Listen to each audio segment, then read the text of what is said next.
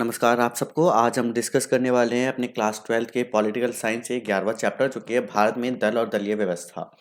इसके अंतर्गत हम मोस्ट इंपॉर्टेंट क्वेश्चन डिस्कस करने वाले हैं, जो कि कई बार प्रीवियस ईयर में क्वेश्चंस पूछे गए हैं, रिपीट भी हुए हैं। वही क्वेश्चन आज हम दोहराने वाले हैं और मोस्ट प्रोबेबली ये क्वेश्चन भी इस बार पूछे जाएंगे, तो इसलिए वीडियो को एंड तक जरूर देखिएगा। स्टार्ट करते हैं अपने पहले प्रश्न से। और याद रखिएगा, हर बोर्ड का हमने लिख रखा है कि कौन सा किस बोर्ड में आया हुआ है, और ऑल इंडिया वाला भी लिखा हुआ है, चाहे तो आप देख सकते हैं। तो हमारा पहला प्रश्न है, भारतीय जनसंघ की विचारधारा के किन्हीं दो लक्षणों पर प्रकाश डालिए, जो कि सीबीएसई 2014 में पूछा गया था। या फिर दूसरे वे में भी पूछा जा सकता है, भारतीय जनसंघ की विचारधारा की कोई दो महत्वपूर्ण विशेषताएं बताएं, जो कि ऑल ओवर इंडिया 2013 में पूछा गया था। तो हम इसको वेरी इंपॉर्टेंट में कंसीडर कर सकते हैं। तो यहाँ पे हम आंसर की ओर चलते हैं भाई। तो यहाँ पे इसकी विचारधारा क्या है? इसकी विचारधारा है, इसमें एक देश, एक संस्कृति और एक राष्ट्र के विचार पर बल दिया जाता है। मतलब भारतीय जनसंघ के बारे में जो हम बात करें, इसके कोई दो लक्षण या फिर कोई दो महत्वपूर्ण विशेषताएं। तो इसमें से पहली जो हमने डिस्कस की वो ये है कि इसमें क्या है, एक देश, एक संस्कृति और एक राष्ट्र के विचार पर ही बल दिया जाता है। आगे भाई, उनका विश्वास है कि भारतीय संस्कृति और परंपराओं के आधार पर देश आधुनिक, प्रगतिशील और मजबूत भी बन सकता है।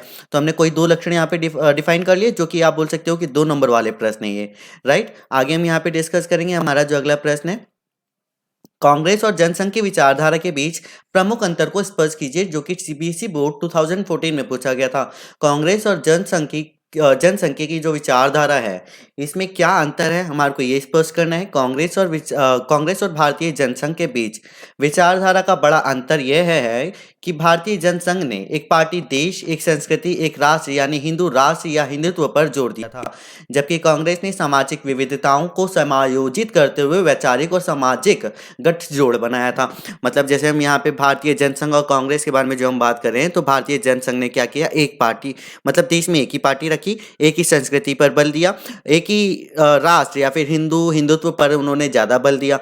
जबकि कांग्रेस ने क्या किया कि समाज में अलग अलग विविधताएं थी, मतलब अलग अलग संप्रदाय, अलग अलग जाति, इन सबको एक किया और इन सबका एक गठजोड़ बना दिया। ठीक है, ये आप बोल सकते हो कि इनके बीच में अंतर है। आगे हम यहाँ पे डिस्कस करेंगे भारतीय संदर्भ में एक दलीय प्रभुत्व से क्या तात्पर्य है। एक दलीय प्रभुत्व का मतलब है किसी एक दल का ही प्रभुत्व होना, उसे एक दलीय प्रभुत्व कहा जाता है, जो कि ऑल ओवर इंडिया 2009 में पूछा गया था।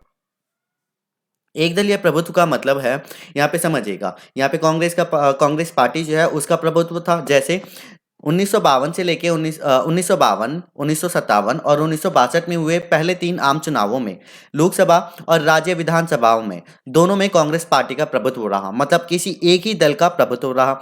1952 के लोकसभा चुनाव में कांग्रेस ने 489 में से 364 सीटें अपने पास रखी। 1957 में 954 में से 371 और 962 में 994 में से 361 सीटें अपने पास रखी। तो यहाँ पे आप बोल सकते हो कि किसी एक पार्टी का ही इसमें प्रभुत्व रहा, चाहे आप 1952 में देख लो, या फिर 1957 में, या फिर 1962 में देख लो। यहाँ पे तीनों के तीनों दौर ऐसे थे जहाँ पे सिर्फ एक पार्टी का ही क्या रहा, प्रभुत्व रहा। तो इसे ही क्या बोला जाता है, एक दलीय प्रभुत्व बोला जाता है। जब किसी भी देश में एक ही पार्टी का प्रभुत्व बने रहे, उसे ही एक दलीय प्रभुत्व कहा जाता है। और यहाँ पे हम एग्जाम्पल ले सकते हैं भारत में किसका, कांग्रेस का। आगे हम यहाँ पे डिस्कस करेंगे मतदान के तरीका। मतदान का तरीका 1952 के आम चुनाव से 2004 के आम चुनाव में कैसे बदल गया। मतलब 1952 में जो पहला चुनाव हुआ था और उसके बाद 2004 में जो चुनाव हुए, दोनों में क्या अंतर था, तो हमारे को ये स्पष्ट करना है, जो कि सीबीएसई 2009 में पूछा गया था।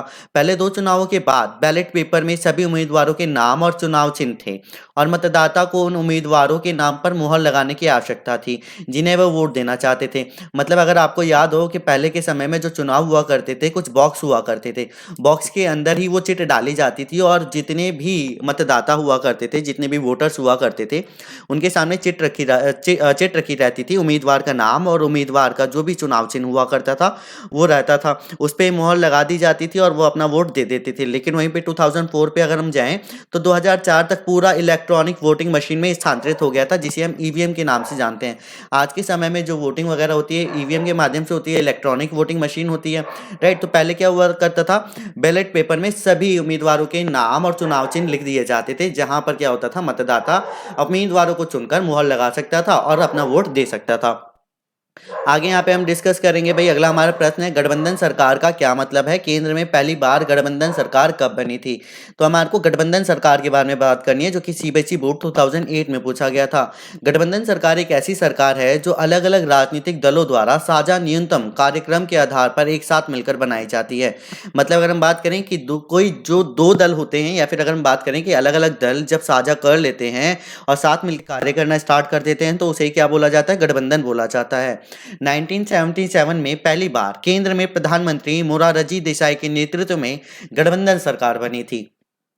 अगले प्रश्न पर हम चलेंगे। अब हमारे 4 अंक वाले प्रश्न आ गए हैं, जिसमें से हम पहला प्रश्न डिस्कस करते हैं। भारत में कांग्रेस पार्टी के प्रभुत्व को अन्य देशों में एक पार्टी के प्रभुत्व से क्या अंतर है? मतलब भारत में जो कांग्रेस पार्टी थी और अन्य देशों में जो पार्टी चल रही थी, उन दोनों में क्या अंतर है? या फिर दूसरे वे में पूछा जा सकता है, भारत में कांग्रेस पार्टी के प्रभुत्व को अन्य देशों में एक पार्टी के प्रभुत्व के अन्य उदाहरणों से क्या अंतर है? या फिर अंतर स्पष्ट कीजिए। इसकी व्याख्या करनी है, जो कि सीबीएसई बोर्ड 2016 में पूछा गया था। भारत एक भारत का एक दलीय प्रभुत्व विश्व में एक दलीय प्रभुत्व के अन्य उदाहरणों से किस प्रकार अलग है? तो यहाँ पे हम ये जो क्वेश्चन पूछा गया था, सीबीएसई बोर्ड 2008 में पूछा गया था। यहाँ पे इसका आंसर कुछ इस प्रकार है। तो भारत और अन्य देशों में एक दल के प्रभुत्व में बहुत ज्यादा असमानताएं हैं। देखो, भारतीय राजनीतिक प्रणाली बहुदलीय प्रणाली है। इसमें एक दल नहीं होता, बहुत सारे दल होते हैं, अलग अलग पार्टीज होती हैं, और अलग अलग पार्टी को आप बोल सकते हो, किसी भी पार्टी को आप मत दे सकते हो अगर आप अबव 18 हो या फिर 18 हो चुके हो। तो यहाँ पे आप देखोगे कि अलग अलग दल की पार्टीज होती हैं और किसी भी दल को आप वो मत दे सकते हो। 1952 से लेकर 1962 के बीच हर चुनाव में कांग्रेस पार्टी ने जीत हासिल की, लेकिन ऐसा ही नहीं था कि सिर्फ एक पार्टी ही एग्जिस्ट कर रही थी। आप बोल सकते हो एक पार्टी का प्रभुत्व ज्यादा था, एक दलीय पार्टी का प्रभुत्व ज्यादा था। हालांकि दूसरी पार्टीज भी थी, लेकिन उनको ज्यादा मत नहीं मिले। भारत में नियमित अंतराल पर स्वतंत्र और निष्पक्ष वातावरण में चुनाव होते हैं। बिल्कुल, यहाँ पर अगर हम बात करें कि हर 5 साल में चुनाव किए जाते हैं, और हर अंतराल में चुनाव भी होते हैं, स्वतंत्र तरीके से होता है, निष्पक्ष वातावरण में किए जाते हैं। कई अन्य राजनीतिक दलों में भी भाग लिया, लेकिन कांग्रेस नेताओं ने करिश्माई, प्रभावी और प्रेरक नेतृत्व और कांग्रेस पार्टी की गौरवशाली विरासत भारत में कांग्रेस पार्टी का प्रभुत्व जारी रखती है। मतलब अगर हम बात करें हमारे देश से जैसे हमारे देश की आज़ादी हुई 1947 में, उससे पहले भी कांग्रेस का बहुत ज़्यादा प्रभुत्व था। तो आप बोल सकते हो इसकी जो गौरवशाली विरासत थी भारत में, उसकी वजह से इसका प्रभुत्व आने वाले समय में भी बरकरार रहा। वहीं पर अगर हम बात करें चीन, क्यूबा, सीरिया और मैक्सिको के बारे में, ये वो देश हैं यहाँ पे संविधान केवल एक ही पार्टी को देश पर शासन करने की अनुमति देती है। मतलब यहाँ पे चीन, क्यूबा, सीरिया और मैक्सिको के बारे में बात करें, ये वो देश हैं जहां का संविधान ये कहता है कि वहां पर शासन की सिर्फ एक ही पार्टी कर सकती है, दूसरी पार्टी को अनुमति नहीं है। जैसे कि एग्जांपल, मैक्सिको की पीआरआई पार्टी जो है लगभग 6 दशकों तक हावी रही थी, लेकिन अंत में यह तानाशाही में बदल गई। इन देशों में अक्सर चुनाव में धांधली और हेराफेरी होती रहती है, लेकिन भारत में सब कुछ लोकतंत्र के आलोक में किया जाता है, लोकतंत्र के अंतर्गत ही किया जाता है, जहां पर आप बोल सकते हो अभी हमने डिस्कस किया, जो कि स्वतंत्र और निष्पक्ष वातावरण में किया जाता है। आगे हम यहाँ पे डिस्कस करेंगे। हमारा अगला प्रश्न है, पहले 3 आम चुनावों में कांग्रेस पार्टी के दबदबे के किन्हीं 4 कारणों की व्याख्या करना है, जो कि ऑल ओवर इंडिया 2016 में पूछा गया था और सीबीएसई बोर्ड 2013 में भी पूछा गया था। भारत में इसी के अलावा मतलब दूसरे वे में भी पूछा जा सकता है, भारत में 1967 तक कांग्रेस पार्टी के प्रभुत्व के लिए उत्तरदायी किन्हीं 4 कारकों का वर्णन करना है, जो कि सीबीएसई बोर्ड 2011 में पूछा गया था। मतलब ये क्वेश्चन कंटिन्यूअसली पूछा गया था, रिपीट हुआ है बार बार हर एक साल छोड़कर। कांग्रेस पार्टी को अभी जातीय वर्ग, शिक्षित व्यापारी वर्ग और मध्यम वर्ग के लोगों का समर्थन प्राप्त था। राइट, तो हमारे को बताना है कि कांग्रेस पार्टी का क्यों दबदबा था। तो पहला तो हमने यही डिस्कस करेंगे कि भाई कांग्रेस पार्टी को अभिजात वर्ग, शिक्षित व्यापारी या फिर जो उच्च वर्ग हुआ करते थे, मध्यम वर्ग, यहाँ पे इन सभी का समर्थन प्राप्त था। और इसमें समाजवादी प्रकृति के कारण इसमें किसानों का भी इसमें समर्थन मिलने लग गया। इसके कई लोकप्रिय चेहरे थे। अब लोकप्रिय चेहरे अगर हम बात करें ना कि हमारे को कौन ज़्यादा हीरो अच्छा लगता है, तो भाई हमारे को वही हीरो ज़्यादा अच्छा लगेगा जिसकी छवि हमारे सामने बार बार आती रहती है। राइट, तो इसी प्रकार इसमें कई सारे लोकप्रिय चेहरे थे। कई बार जो हम नाम सुनते हैं, जैसे कि जवाहरलाल नेहरू हो गए, राजगोपालाचारी हो गए, वल्लभ भाई पटेल हो गए, ऐसे कई सारे नेता थे जो कि कांग्रेस के साथ जुड़े हुए थे। इसके अलावा जवाहरलाल नेहरू बहुत ज़्यादा लोकप्रिय नेता थे, ठीक है, इसकी वजह से भी आप बोल सकते हो। कांग्रेस ने ऊपरी और जमीनी स्तर पर दोनों पर काम किया। जैसे कि हम बात करें कि कांग्रेस ने अपनी पार्टी के लिए कार्य तो किया ही, और साथ ही साथ लोगों के लिए भी कार्य किया। जैसे गांधी जी द्वारा जो सविनय अवज्ञा आंदोलन चलाया गया था, उसमें कांग्रेस पार्टी ने भी भाग लिया था। आप बोल सकते हो कांग्रेस को इसमें लोकप्रिय बनाया गया था।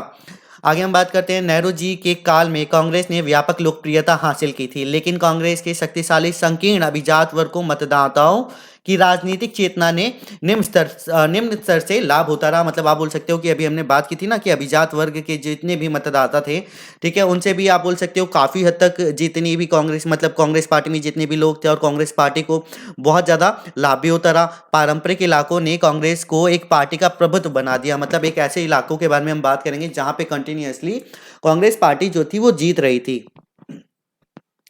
आगे हम यहाँ पे डिस्कस करेंगे। अगला प्रश्न है 1959 में स्वतंत्र पार्टी की स्थापना किसने की? इस पार्टी की किन्हीं 3 नीतियों और कार्यक्रमों का वर्णन करना है, जो कि ऑल ओवर इंडिया 2013 में पूछा गया था। तो हम यहाँ पे डिस्कस करते हैं। स्वतंत्र पार्टी चाहती थी कि सरकार कम से कम अर्थव्यवस्था को नियंत्रित करने में शामिल हो। मतलब सरकार अगर बने तो उसका जो मुख्य कार्य हो, मतलब आप बोल सके कि भाई कम से कम वो जो अर्थव्यवस्था है किसी भी देश की, हमारे देश की जो अर्थव्यवस्था है उस पर नियंत्रण करे, उसमें शामिल हो। उनका मानना था कि समृद्धि व्यक्तिगत स्वतंत्रता से ही आ सकती है। अगर किसी भी देश को समृद्धि चाहिए तो हर व्यक्ति की स्वतंत्रता से ही समृद्धि को प्राप्त किया जा सकता है। अगला पॉइंट है, यह अर्थव्यवस्था केंद्रीकृत योजना, राष्ट्रीयकरण और सार्वजनिक क्षेत्र में राज्य के हस्तक्षेप की विकास रणनीति की आलोचनात्मक थी। इसके बजाय यह एक मुक्त निजी क्षेत्र के विस्तार का समर्थन करता था। कौन? ये पार्टी के बारे में हम बात करते हैं, स्वतंत्र पार्टी के बारे में। स्वतंत्र पार्टी कृषि में भूमि सीमा के खिलाफ थी और सहकारी खेती और राज्य व्यापार का विरोध भी करती थी। तो हमने यहाँ पे 3 नीति और इसके कार्यक्रमों की वर्णन किया है, या फिर हम बात करें किसी बात की है। आगे हम यहाँ पे डिस्कस करेंगे। हमारा जो अगला प्रश्न है, 1952 के बाद भारत में मतदान के तरीकों में शुरू किए गए परिवर्तनों पर प्रकाश डालिए। जैसे कि अभी हमने मतदान के तरीकों में डिस्कस किया था, राइट, जो कि 1952 से लेके हमने बात की थी 2004 तक की, कि इसमें क्या बदलाव हुए थे। तो यही क्वेश्चन वापस रिपीट भी हुआ है, देख लो भाई यहाँ पे सीबीएसई बोर्ड 2011 में। इसी के अलावा दूसरे वे में भी पूछा जा सकता है, 1952 के बाद भारत में मतदान के तरीके में किन्हीं 2 महत्वपूर्ण परिवर्तनों का वर्णन करना है, जो कि ऑल ओवर इंडिया 2010 में पूछा गया था। तो इसका आंसर कुछ इस प्रकार है। पहले आम चुनाव के दौरान प्रत्येक पोलिंग बूथ पर, जो भी पोलिंग बूथ हुआ करते थे, उम्मीदवारों के चुनाव चिन्ह के साथ एक बॉक्स लगाया जाता था। प्रत्येक मतदाता को एक खाली मत पत्र मिला और उसे उस उम्मीदवार की पेटी में छोड़ना पड़ता था जिसे वो वोट देना चाहते थे। शुरुआत में इस काम में करीब 20 लाख स्टील के बक्सों का इस्तेमाल किया गया था। पहला पॉइंट। दूसरा पॉइंट हम ये बोल सकते हैं, 1990 के दशक के अंत में चुनाव आयोग ने इलेक्ट्रॉनिक वोटिंग मशीन मतलब ईवीएम की शुरुआत की और 2004 में इसका पूरे देश में व्यापक रूप से उपयोग किया गया। और यही अभी हमने डिस्कस भी किया था। आगे हम यहाँ पे डिस्कस करेंगे। अगला प्रश्न, भारत में विपक्षी दलों की भूमिका का संक्षेप में वर्णन करें, जो कि ऑल ओवर इंडिया 2000 पे पूछा गया था। लोकतांत्रिक व्यवस्था में विपक्ष से क्या तात्पर्य है? 1952 और 1957 के पहले 2 संसदीय दलों के दौरान विपक्ष की किन्हीं 2 गतिविधियों का वर्णन करें। CBSE board 2010। 1952 और 1957 के संसद सदस्यों के दौरान विपक्ष की किन्हीं 4 गतिविधियों की सूची बनाएं, जो कि सीबीएसई बोर्ड 2000 में पूछा गया था। इसके आंसर की ओर चलते हैं भाई। आज़ादी के समय कई विपक्षी दल थे। यहाँ पे विपक्षी दल की क्या भूमिका है, विपक्षी दल से क्या तात्पर्य है, उसका हम यहाँ पे डेफिनेशन ले रहे हैं। तो आज़ादी के समय कई विपक्षी दल थे और आज़ादी के बाद इसमें वृद्धि हुई, लेकिन लोकसभा और राज्य विधानसभाओं में भी इसे केवल सांकेतिक प्रतिनिधित्व मिला, मतलब सिंबल प्रतिनिधित्व ही मिला। फिर भी उनकी मौजूदगी ने व्यवस्था के लोकतांत्रिक चरित्र को बनाए रखने में एक महत्वपूर्ण भूमिका निभाई। अगर कोई एक पार्टी रहती तो तब हम बोल सकते थे कि भाई सिर्फ एक दलीय पार्टी यहाँ पे प्रभुत्व कर रही है, कोई दूसरी पार्टी नहीं है। अगर दूसरी पार्टी रहेगी तो भाई ये रहेगा कि भाई अगर हम बात करें कि प्रतिनिधि खड़े हुए हैं, मतलब दूसरी पार्टी भी खड़ी हुई है, किसी एक ही पार्टी को हमारे को मत नहीं देना पड़ेगा, आपके पास ऑप्शन रहेगा। आगे हम यहाँ पे डिस्कस करते हैं भाई। 1952 और 1957 के पार्लियामेंट के दौरान विपक्ष की 4 गतिविधियां इस प्रकार हैं, जैसे कि हमने यहाँ पे ऊपर जो प्रश्न था कि भाई 1952 से 1952 और 1957 के संसद सदस्यों के दौरान विपक्ष की किन्हीं 4 गतिविधियां हमारे को डिस्कस करनी है। तो यहाँ पे 1952 और 1957 में जो भी विपक्षों की गतिविधियां थी वो कुछ इस प्रकार है। पार्लियामेंट यहाँ पे लिखा होना चाहिए था, जो कि मिस टाइप है, संसदीय यहाँ पर है, राइट। इन विपक्षी दलों ने कांग्रेस पार्टी की नीतियों और प्रथाओं की निरंतर और सैद्धांतिक आलोचना की। मतलब कोई भी जितनी भी विपक्षी पार्टी होगी, जैसे अभी हम डिस्कस करें कि भाई आप हो गया, मतलब आम आदमी पार्टी हो गई, कांग्रेस हो गई, बीजेपी हो गई, ये सारी जो पार्टी हैं एक दूसरे के विरोध में रहती हैं, हमेशा एक दूसरे के बारे में गलत बताती हैं कि भाई उन्होंने इतना घोटाला किया, उन्होंने ये किया है। तो आप बोल सकते हो विपक्षी दल ने कांग्रेस पार्टी की नीतियों और प्रथाओं को निरंतरता सिद्धांतिक रूप से आलोचना की। इस घटना ने कांग्रेस की शक्ति की जांच और संतुलन का संकेत दिया। 1957 में केरल में कांग्रेस को सीपीआई द्वारा पराजित किया गया। और सरकार बनाई गई। लेकिन उसके बाद कांग्रेस ने केरल सरकार को अनुच्छेद 356 के तहत बर्खास्त कर दिया गया था और विपक्षी नेताओं ने इसकी बहुत ज़्यादा आलोचना की और उन्होंने कहा कि ये संवैधानिक आपातकालीन शक्तियों का दुरुपयोग किया जा रहा है और ये इसका पहला उदाहरण भी है। आगे 1950 में बीजेएस 3 सीटों को सुरक्षित करने में समक्ष था या फिर बोल सकते हो सक्षम रही और 1957 में उसने 4 सीटें हासिल कर ली। पार्टी ने विपक्ष की भूमिका निभाई और अंग्रेजी को राजभाषा के रूप में हिंदी के साथ बदलने के लिए आंदोलन शुरू कर दिया और परमाणु हथियारों के विकास की भी उन्होंने वकालत की थी। किसने? बीजीएस ने। विपक्षी दलों ने व्यवस्था के प्रति नाराजगी को लोकतंत्र विरोधी होने से रोका। इन पार्टियों ने उन नेताओं जैसे कि हम युवा नागरिकों के बारे में बात करें उनको भी तैयार किया जो भारत को विकसित और शक्तिशाली राज्य के रूप में आकार देना चाहते थे। आगे हम यहाँ पे बात करेंगे अगले प्रश्न पर। 1920 से 1950 तक भारतीय कम्युनिस्ट पार्टी के कार्यकलापों की व्याख्या करना है, जो कि ऑल ओवर इंडिया 2009 में पूछा गया था। आंसर कुछ इस प्रकार है। 1920 में भारत की कम्युनिस्ट पार्टी सीपीआई रूस की बोल्शेविक क्रांति से प्रेरित थी और इसने देश को प्रभावित करने वाली सभी समस्याओं के समाधान के रूप में समाजवाद की भी वकालत की थी। भाकपा मतलब सीपीआई आप बोल सकते हो, भारतीय कम्युनिस्ट पार्टी 1935 से कांग्रेस की छत्रछाया में अलग अलग विचारधाराओं के साथ काम किया था। 1941 में सीपीआई ने विश्व युद्ध में जर्मनी के खिलाफ अंग्रेजों का समर्थन किया था, इसलिए कांग्रेस के साथ इसके संबंध पूरी तरह से बाधित हो गए थे। पार्टी ने संविधान सभा में आवाज उठाई और कहा कि भारत असली है या सिर्फ एक मुखौटा ही है। इसने तेलंगाना में हिंसक विद्रोह को भी प्रोत्साहित किया। उसके बाद सीपीआई ने आम चुनाव में भाग लेने का भी निर्णय ले लिया। तो यहाँ पे भाकपा मतलब सीपीआई या फिर भारतीय कम्युनिस्ट पार्टी के कार्यकलापों की हमने यहाँ पर व्याख्या कर ली। आगे हम यहाँ पे डिस्कस करेंगे। अब 6 अंक वाले प्रश्न जो हैं वो डिस्कस करेंगे, जिसमें से हमारा पहला प्रश्न है, लंबे समय से कांग्रेस पार्टी एक सामाजिक और वैचारिक गठबंधन रही है, कथन का औचित्य सिद्ध कीजिए, जो कि सीबीएसई बोर्ड 2014 में पूछा गया था। अगला है इसी की तरह क्वेश्चन, कांग्रेस एक लंबी अवधि के लिए एक सामाजिक और वैचारिक गठबंधन बनी हुई थी, इस कथन की पुष्टि कीजिए, ऑल ओवर इंडिया 2013 में पूछा गया था। इसका आंसर कुछ इस प्रकार है। 1885 में अपनी स्थापना के बाद कांग्रेस पार्टी एक वैचारिक और सामाजिक गठबंधन के रूप में विकसित हुई, जिसने इसे एक असामान्य ताकत दी थी। तो अगर हम बात करें, सभी को बच्चों को पता भी होगा कि भाई कांग्रेस पार्टी की स्थापना जो हुई थी वो 1885 में हुई थी। कांग्रेस की शुरुआत अंग्रेजी भाषी, उच्च जाति, उच्च मध्यम वर्ग और शहरी अभिजात वर्ग के वर्चस्व वाली पार्टी के रूप में हुआ था, क्योंकि अगर हम 1885 के बारे में बात करें या फिर आज़ादी से पहले भी बात करें तो उस समय जितनी भी ऊंची जाति के लोग थे, जितनी भी अंग्रेजी भाषी लोग थे, जितने भी मध्यम वर्ग के लोग थे, या फिर आप बोल सकते हो कि जिनकी स्थिति समाज में अच्छी थी, उन सभी का इस पार्टी को बहुत ही रूप में बोल सकते हो कि पूर्ण रूप से बहुमत प्राप्त था या फिर सपोर्ट भी किया जाता था। प्रत्येक सविनय अवज्ञा आंदोलन शुरू होने के साथ इसका सामाजिक आधार चौड़ा होता गया। मतलब सविनय अवज्ञा आंदोलन में ये जो कांग्रेस पार्टी थी ये जुड़ती हुई चली गई। इसने विविध समूहों को साथ लाया, जिसके हित अक्सर विरोधाभासी थे।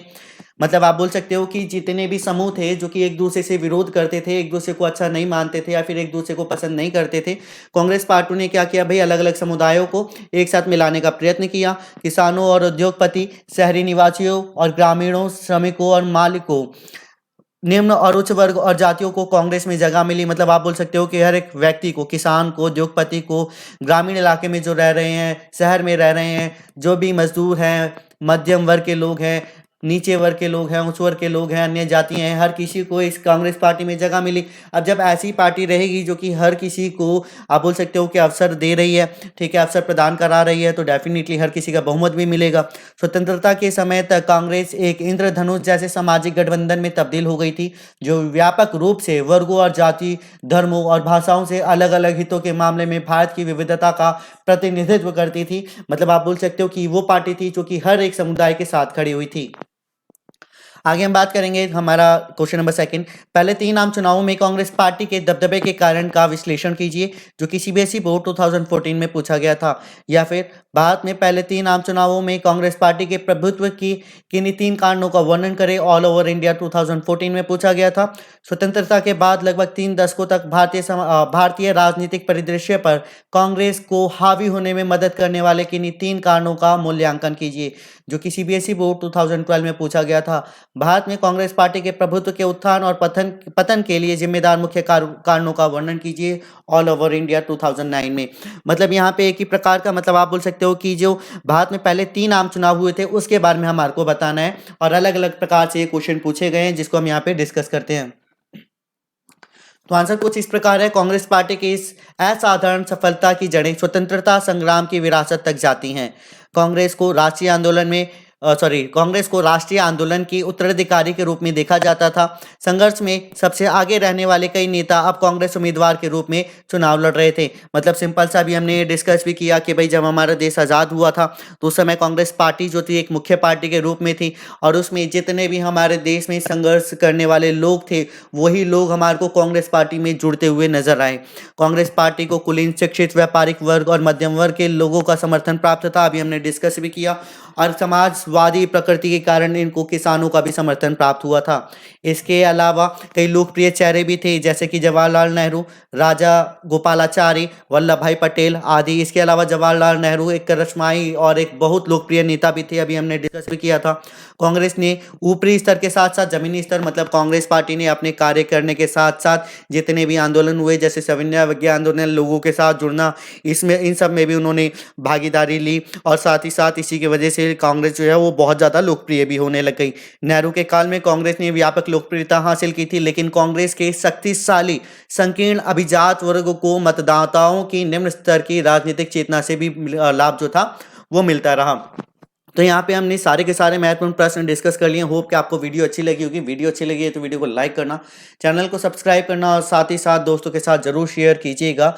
मिलेंगे ऐसे ही आपसे नेक्स्ट क्लास में। आज के लिए यहीं पे समाप्त करते हैं।